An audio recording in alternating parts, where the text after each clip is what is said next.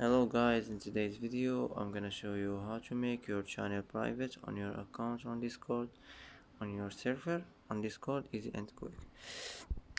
First click here like this, and after you add your channel name, and you can choose your channel type here.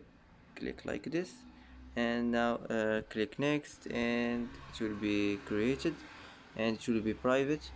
And that's how to make your channel private on your account on Discord, easy and quick. And that's it for today's video. If you like this video, don't forget to like and don't forget to subscribe. I hope this video is helpful for you, and thanks for watching till the end, and see you in the next video.